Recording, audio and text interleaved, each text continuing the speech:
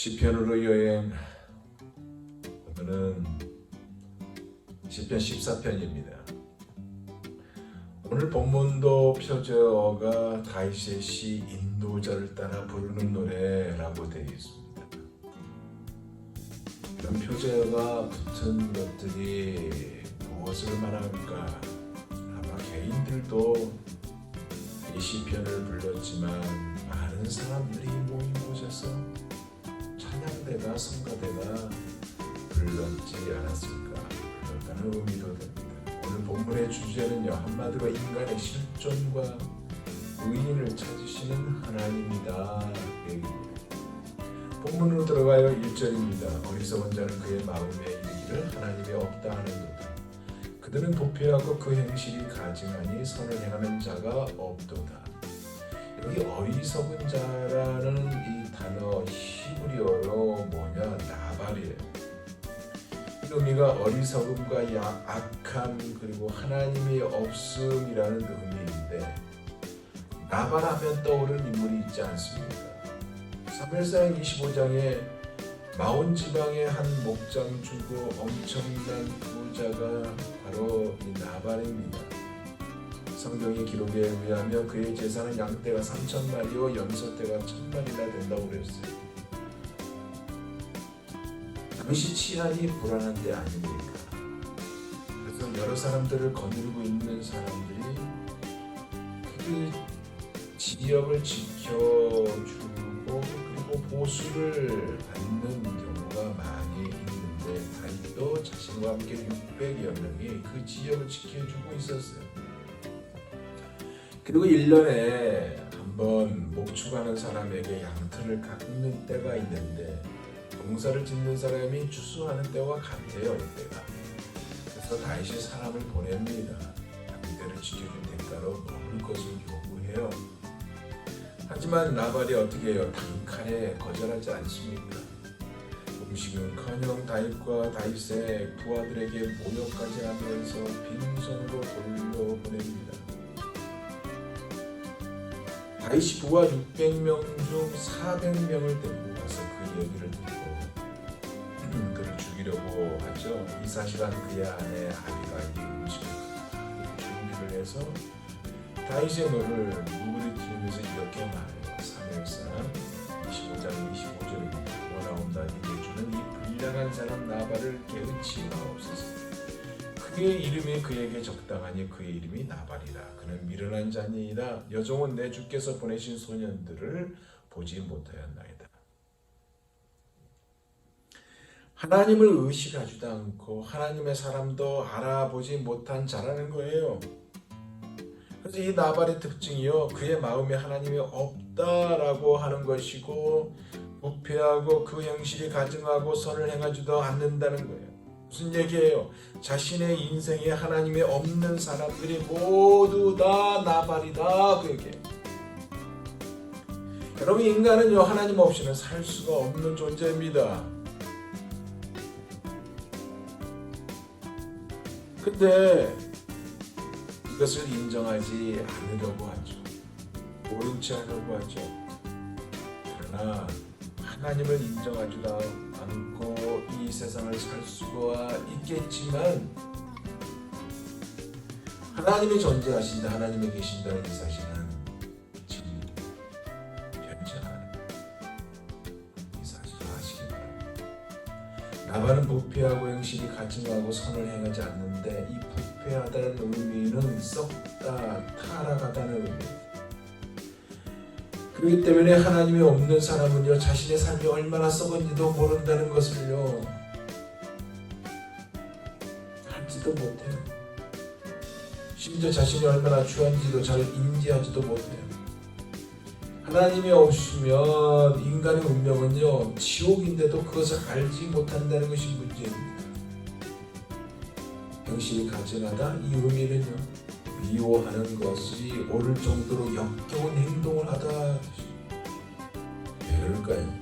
하나님을 그 삶에 두지 않기 때문에, 그 사람 속에 하나님이 계시지 않기 때문에 결국 역겨운 행동을 하는 것입니다. 다시 이어서 계속 말합니다. 2절에서 3절에 여호와께서 하늘에서 인생을 굽여 살피사 지각이 있어 하나님을 찾는 자가 있는가 보려 하신즉 다 치우쳐 함께 더러운 자가 되고 선을 행하는 자가 없으니 하나도 없더라. 아주 흥미로운 장면, 그 모습을 이야기합니다. 하나님이 없는 삶을 사는 어리석은 사람들 가운데 혹시 하나님을 찾는 사람이 있는가 하고 하나님께서 인생을 굽어 살피셨다. 하나님을 향해 사는 사람이 한 명이라도 있는가 해서 당신의 몸을 앞으로 내밀었다 그 얘기입니다. 그런데 결론은요? 없다. 왜 없다?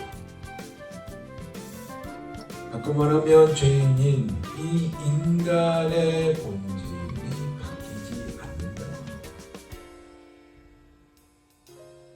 바뀌는 비결은 딱 하나밖에 없어요. 예수 그리스도를 나의 구주로 영접하는 겁니다. 다윗은 하나님이 없는 어리석은 사람들의 삶에 대해서 4절에 더 이야기하고 있습니다. 보세요. 죄악을 행하는 자는 다 무지하냐? 그들이 떡 먹듯이 내 백성을 먹으면서 여호와를 부르지 아니하는도다. 떡 먹듯이 백성을 먹는다. 그들의 그 짓밟는 삶이 떡을 먹는 것처럼 마치 밥을 먹는 것처럼 익숙하게 행동한다. 그리고 하나님도 찾지 않는다. 왜 그럴까요? 왜 이런 모습일까요? 하나님의 도우심이 없거든요. 그래서 스스로 해결하라고요. 짓밟고 올라가는 것이 가장 베스트라고 생각합니다. 이 세상에서 모든 것은 자신의 힘으로만 해결해야 하기에 그래요. 하지만 사랑하는 여러분, 우리가 하나님의 이름을 부릅니까? 하나님의 이름을 부를 때 우리를 영원히 책임져 주신다는 이 사실을 믿으시기 바랍니다. 우리를 도와주시기 위해서 우리와 함께 하세요. 여러분과 함께 하세요. 여러분 널빤지 위에 얹은 공, 널빤지에 공을 한번 얹어보세요. 그 공이 바르게 세워지나? 그 널빤지가 약간 우틀우틀한데 바로 설 수가 없어요. 바로 서려면 누군가가 붙잡고 있어야 돼요. 그렇지 않으면 공은 사정없이 굴러가 버립니다. 안 그래요? 누군가가 만약에 붙잡아줬다. 즉 사람이 붙잡아줬다. 근데 그것이 영원합니까? 잠시 후면 굴러가 떨어지죠.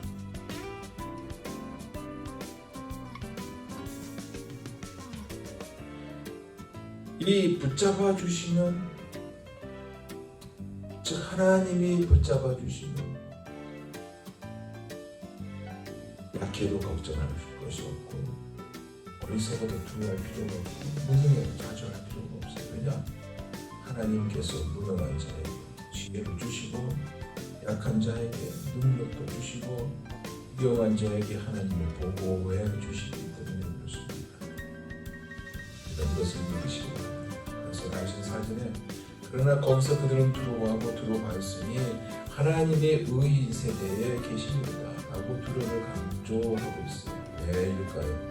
두려움의 강도가 강하다는 것, 큰 두려움 속에 있다, 두려움에 압도를 당한다라는 표현입니다. 왜? 그들의 인생 속에 하나님이 안 계시기 때문에 그렇습니다. 우리도 두려움이 있죠. 하나님에 대한. 그러나 이거는 경외함으로 연결되는 거예요. 왜? 하나님께서 우리의 영원한 생명의 방패가 되어주시기 때문에 그렇습니다. 그런데 다윗은 4절 뒷부분에 보니까 하나님의 없는 사람들이 두려워하는 또 하나의 이유를 말하고 있어요. 하나님께서 의인 하나님의 백성과 함께 하심을 알기 때문에.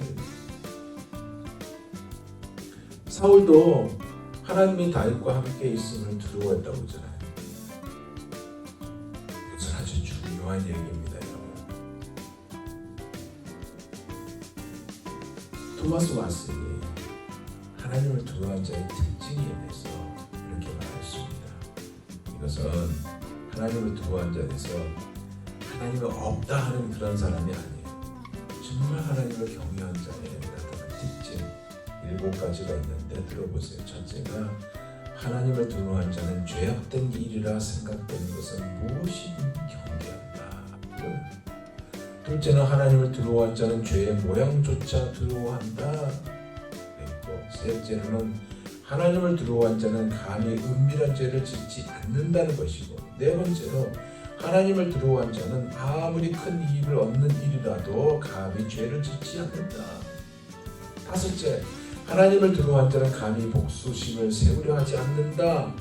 여섯째, 하나님을 두려워한 자는 죄가 아니라도 불신자들의 비웃음을 살만한 짓은 하지 않는다. 마지막 7번째, 하나님을 두려워한 자는 악한 행동뿐만 아니라 생각으로 하나님을 대적하지 않는다는 것입니다. 근데 여러분 이거 아세요?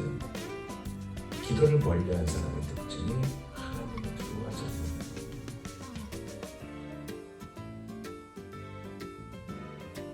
그래서 4절에 타락한 사람의 특징에 대해서 여호와를 부르지 않는 것이라고 다윗은 하고 있습니다. 그러면서 다윗은 영혼을 본문 6절에서 7절로 마무리하고 있습니다. 너희가 가난한 자의 계획을 부끄럽게 하는 오직 여호와는 그의 피난처가 되시리라. 이스라엘의 구원이 시온에서 나오기를 원하는도다. 여호와께서 그의 백성을 오래된 곳에서 돌이키실 때 야곱이 즐거워하고 이스라엘이 기뻐하리라. 아무리 악한 자라도 그 악을 행하는 사람이 가난한 사람의 계획을 짓밟고 좌절시켜도 하나님께서는 보호한다. 가난한 사람을 보호한다. 이 가난한 사람은 재정이 가난한 사람도 되겠지만 그 의미보다도 심령이 가난한 사람, 하나님 없이는 살 수 없다고 하는 사람, 오직 하나님만 의지하는 사람을 깁니다. 하나님 그의 피난처가 되신다. 이 은혜는 우리가 되기를 원합니다. 누가 우리의 피난처라고요? 오직 예수 그리스도, 우리 하나님, 우리 주님입니다. 오늘도 여러분의 인생의 그 고달픔을 아시는 하나님이고요. 여러분이 남몰래 눈물을 흘린다 해도 그 눈물을 닦아주시는 하나님입니다. 기도로 주 앞에 나아갈 때 여러분의 눈물을 기쁨으로, 응답으로, 찬송으로 남기게 하실 것입니다. 무성한 은혜를 누리는 오늘 하루가 다 되시기를 예수 그리스도 이름으로 축원합니다. 기도하겠습니다.